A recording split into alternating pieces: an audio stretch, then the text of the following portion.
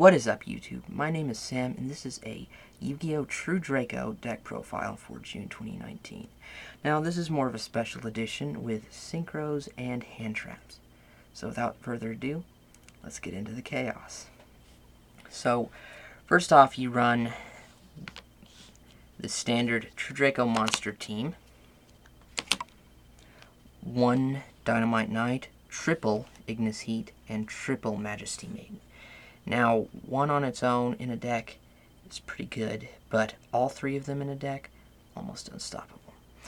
They all share the same effect of being able to use a continuous spell or continuous trap to summon this card, tribute it face up. So, that's pretty good. You don't have to wait to tribute summon. You can tribute on the first turn, basically, which is pretty powerful. Now, also, they each have their own effect when your opponent activates a card or effect during either player's turn. For Dynamite Knight, this is you can choose one True Draco or True King continuous trap card from your deck and either activate it or add it to your hand. Really good. It's a great counter, and it allows you to activate traps in your opponent's turn that haven't even been set. So that's very powerful. And with Ignis Heat, it is you can take one True Draco or True King continuous spell from your deck and either activate it or add it to your hand. That's pretty powerful as well. It's better for your turn, but still pretty good. And Majesty Maiden, one of the best. So, with her effect, you can choose a True Draco monster, and add it to your hand. That is powerful. That is pretty much, it's the best way to search a monster in this deck. There's only one other method, and I will get into that in a second. So, next for the monsters, you run double Ash Blossom and Joy Spring. So, great hand trap, stops your opponent from increasing hand size. Also, it's a tuner, and this is Synchro, so double Ash Blossom. Now for the spells. You run, of course, triple Draconic Diagram. So, this gives your True Draco monsters a 300 attack and defense boost. That is good.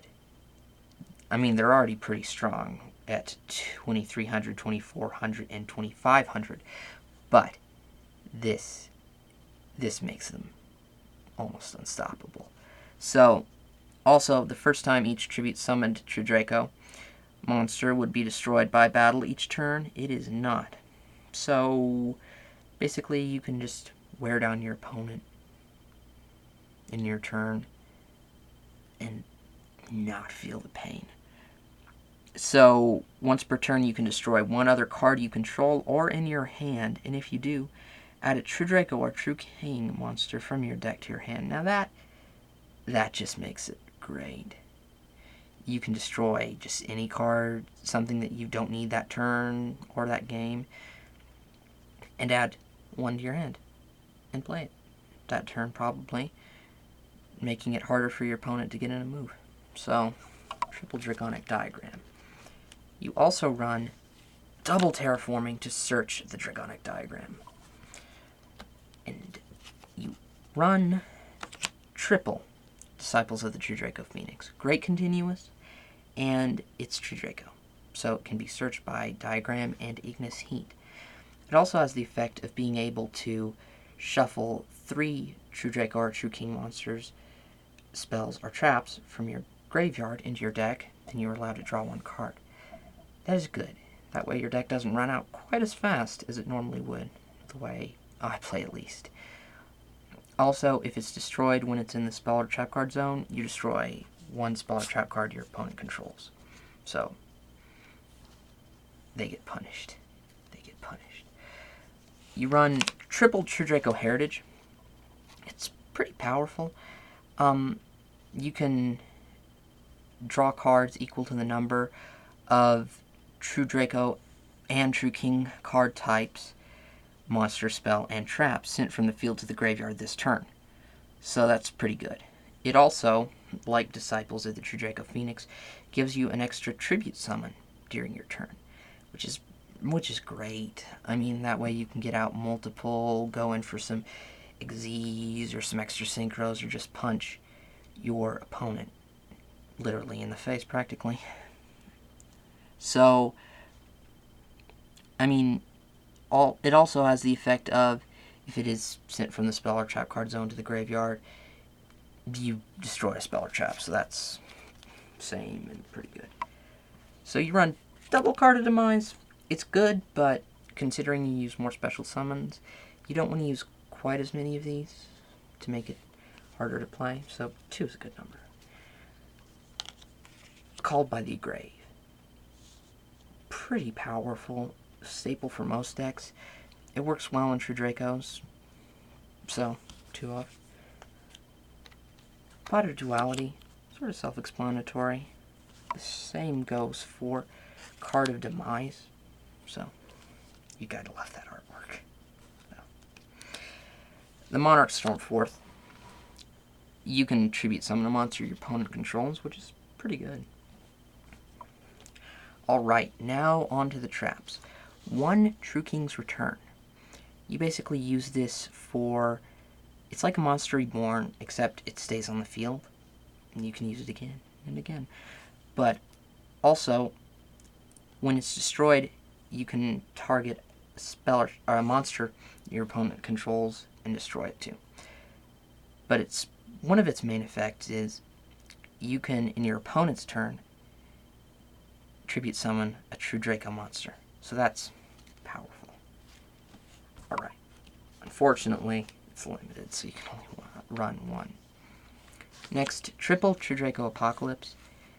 You normally don't use its effect as much of tributing a True Draco or True King monster you control and having the attack of one of your opponent's monsters, but it's a continuous, so you still run it. And it shares the same tribute summon during your opponent's turn and destroy monster if it's destroyed effects of True King's Return. You run 2 Solemn Strike. It's pretty powerful. Great negate. Fills out the deck a little. You run double Infinite Impermanence. Great card. Your opponent gets out a monster that you don't want to activate to have the effect. You just negate it.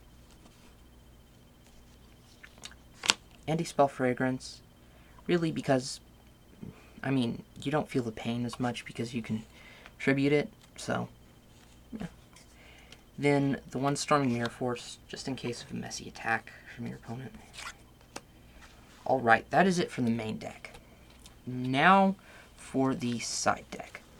So you run double Ghost Reaper and Winter Cherries. So it's a tuner for the Synchros, and also it's great to eliminate your opponent's extra deck. Just a really powerful card. The 1 Ghost Spell in Haunted Mansion, you just sort of need that in there to balance it out. The last Ash Blossom and Joy Spring, so again, great for not having, letting your opponent have a hand. 1 Ghost Ogre and Snow Rabbit. You don't need it quite as much, but you do need it enough. Double Amano Iwado. Now, this card's a little outdated, but it still has a little bit of effect. So, 1 Regeki, mainly because you can. It's nice. The Upstart Goblin draws a card, has a little bit of a drawback, but it still works well enough. Book of Moon. Now this card, this is really great. You can even use it in the battle phase because it's a quick effect. So you can just pretty much negate an attack and so forth. But it's just a really good card. So the 1 Solemn Warning, it's a pretty good solemn card. It's just in case, really. Ring of Destruction. I just like this card, and it's sort of a surprise card. Your opponent won't be expecting it, so you can counter and stuff. So, Torrential Tribute, it punishes your monster for summoning too much. So, I mean, that's the main reason. Red Reboot, you sort of need it. And Skill Drain, just in case. And that pretty much is it for the side deck. Now I move on to the extra deck. So as I said earlier, this is mainly a Synchro Draco, so you run 2 Baxia, Brightness of the Yangzing. Has some pretty good power behind it, but also it's a worm, so you can use it pretty well in Dracos. Also, Scarlet Red Dragon Archfiend. It's pretty powerful card, so you might as well. And Beels of the Diabolic Dragons. It's a less played card, but it can't be destroyed by battle or card effects. It's almost indestructible. And if you take damage from an attack involving this card, or from an opponent's card effect, this card gains attack equal to the damage you took. Now, you'll very rarely take damage from an attack with this card, because it's 3k. That is pretty strong on its own, but, I mean, it's a good card. You might as well run it. So, you also will be running 1 Wind-Up Arsenal Zenmayo, 1 number 61 Volcasaurus, and a number 67 Paradise Smasher. They all have a sort of some effect each, but they're just all good cards put together, and they're pretty easy to get out, so, yeah. And for links, you run the Sky Striker Hayate mainly for the cherries, well, pretty much entirely for the cherries, actually. But if you banish this card from your opponent's extra deck, they pretty much have no chance if it's a Sky Striker deck. So, there's that. 1 Nightmare Phoenix, pretty much for the same reason. The Topologic Trisbania for the 2 downward pointing link arrows, and Decode Talker for the same reason, and a Proxy Dragon mainly for the cherries, but is pretty beneficial card. So that is pretty much it for this True Draco deck profile. Please like, comment, and definitely subscribe if you want to. No pressure. So that is it for this video. This is Sam from Team Chaos saying goodbye, YouTube, for the night.